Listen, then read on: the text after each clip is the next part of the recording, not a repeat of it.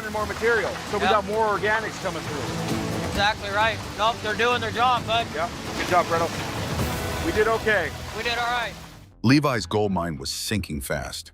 The machines weren't working, and the gold just wasn't showing up. But you won't believe what happened when Freddy Dodge and Juan Ibarra came to help.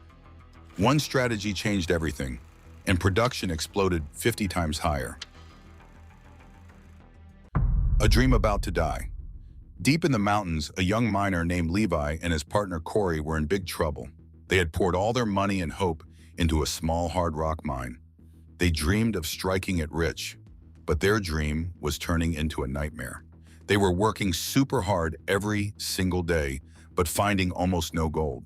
Their problem was that their way of mining was slow and dangerous. To get the gold out of the rock, they were using a small tool that was like a little jackhammer. Here's one of our seismic sensors. So these are a passive seismic instrument. So yeah, it's non-intrusive. Yeah, perfect. All we gotta do is plant these into the ground and then wait 20 minutes, go on to the next one. Set that one, wait 20 minutes, and go ahead. Yeah. It could only break off tiny bits of rock at a time. Then they had to drive all that rock down a dangerous, steep road to their cleaning machine. It took forever and was very unsafe. To make things worse, their machine for catching the gold was not very good. It was losing gold out the back end. After a long day of work, they would clean up and find only a few tiny specks of gold dust. It wasn't even enough to weigh on a scale. They were losing money every day and were very close to giving up for good. They were at the very end of their rope. But then two legends of the gold world showed up, Freddy and Juan. They came to the mine, saw the problems, and came up with a crazy plan to fix everything. It was a huge risk that would cost thousands of dollars, but it was Levi and Corey's only shot. Could this wild idea actually save their dream? Watching you guys feed it at the end there, I'm like, you know, I really think we can put more through that hammer mill. 0.07, you might be able to get that in an hour. Exactly. Right? Freddy and Juan's plan wasn't just a small fix. It was a complete makeover of the entire mine. They told Levi and Corey that for about $7,000 and 4 ounces of gold at the end of the season, they could turn their mine into a real moneymaker. Their plan had 3 main parts. First, to get the gold out of the rock wall faster, they would bring in a special electronic blasting system. Instead of chipping away for hours, Levi could use small, safe blasts to break up huge chunks of rock full of gold. Second, they would get rid of the dangerous road. They planned to install a long 180-foot pipe that would run all the way from the top of the mine down to the cleaning machine. They could just dump the crushed rock into the top of the pipe, and it would slide right down. It was safer, faster, and much easier. Put a sluice box in place of the table, and then out of the end, it goes into a catch bin, pump that material up to the top of the spiral, cut the heavies out of the spiral. Third, they would build a brand new gold catching system. They would get rid of the old machine that was losing gold. In its place, they would put a special-made sluice box. A sluice box uses running water to trap the heavy gold. But Freddy had another trick up his sleeve. To catch even the tiniest bits of gold that the sluice might miss, they would add a second machine, a concentrating spiral. The plan sounded amazing. It was a huge bet for Levi and Corey, but they knew it was their only chance.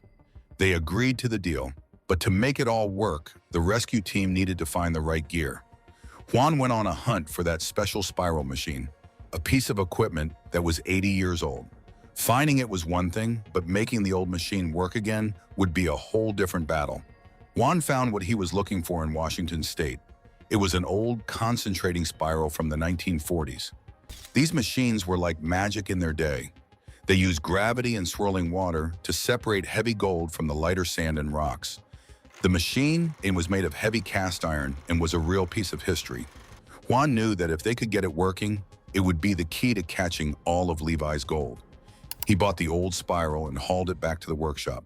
But right away, they hit a big problem. The machine was 80 years old, and the inside of its main pipe was completely blocked. A rubber liner inside the pipe had collapsed and hardened over the years. Freddy tried hitting it with a hammer, but the blockage wouldn't budge. This pipe's packed up with stuff. I've been beating on it with a hammer to no avail. We'll give it a colonoscopy and a throat check here and try to get on. They were running out of time. They had to get the mine running. So Freddy decided to do something that looked like a mad scientist experiment. He grabbed a huge blowtorch. He knew the torch could get as hot as 5,700 degrees Fahrenheit. His plan was to use that incredible heat to literally burn the old, collapsed rubber out of the pipe.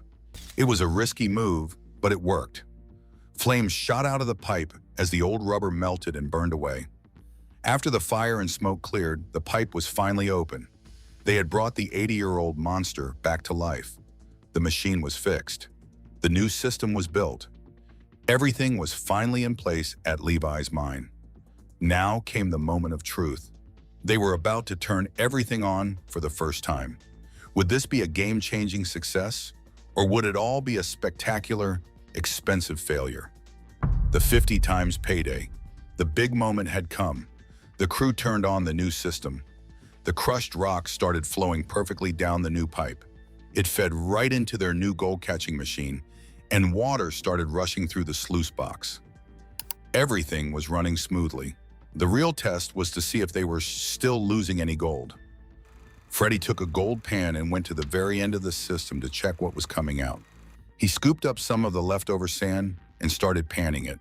He looked closely, swirling the water around. He did it again and again. He couldn't find a single speck of gold. It was a perfect sign. It meant their new sluice and spiral system was working and catching everything. Now it was time for the best part, the cleanup. They turned off the machine and cleaned out all the gold that had been caught in the sluice. Before, with their old machine, they would find almost nothing. This time they could see a real pile of gold. It wasn't a huge pile, but it was way more than they had ever seen before. They put the gold on a scale to weigh it. The final weight was 0.07 ounces. It might not sound like a lot, but Freddy did the math. He told Levi that for the amount of rock they ran, this was 50 times more gold than they were getting with their old system.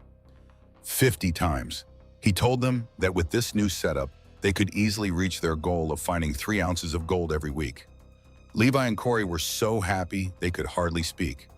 Their dream wasn't dead. In fact, it was just getting started. This rescue mission wasn't just a fix, it was a total jackpot. Levi's 50 times bigger jackpot was a huge win, but the world of gold mining TV shows is full of even bigger success stories and some very sad, tragic moments too. Big difference was, before you guys ran 150 pounds, maybe not even that. This time we ran probably 500 pounds. Yeah. Yep. Honestly, watching it run, I think we can actually turn that up a little more. I think so too. When you talk about big finds, you have to talk about Parker Schnabel. Over the years on Gold Rush, Parker has become a true mining legend. He has had seasons where he and his crew have mined over 8,000 ounces of gold, worth more than $15 million. Another legend, Tony Beats, is famous for spending millions on giant, old dredges and bringing them back to life to pull thousands of ounces of gold from the ground. These guys show what is possible with big machines and a lot of smarts. But the world of Gold Rush has also had its share of sadness. One of the most heartbreaking stories was the passing of Grandpa John Schnabel. He was Parker's grandfather and his mentor. Viewers loved Grandpa John because he was kind and wise. He was the heart of the show for many years. And when he passed away at the age of 96, everyone, including all the fans, felt the loss deeply. More recently, another tragedy hit the mining community. A former cast member named Jesse Goins passed away suddenly while visiting a gold mine. It was a shock to everyone and a sad reminder that life is precious. These stories show that the world of gold mining is about more than just money. It's about family, friendship, and loss. The high stakes of gold mining create amazing stories, but sometimes the biggest drama doesn't happen out in the dirt, but in a courtroom or a business deal. Just ask another TV star, Rick Harrison, whose biggest fights have been over his family and his money. Different treasures, different troubles. From gold nuggets to rare gems, big money can cause big problems. We've seen it with the opal miners, and we've definitely seen it with Rick Harrison from Pawn Stars. He might deal with old collectibles instead of gold, but the drama is just as big. One of Rick's biggest problems was a lawsuit from his own mother. She took him to court and said he had tricked her into giving him control of the family businesses and their money. A fight like that inside a family is always sad, and it showed fans that the happy family they saw on TV had some serious issues. Rick is also known for being a lowball king.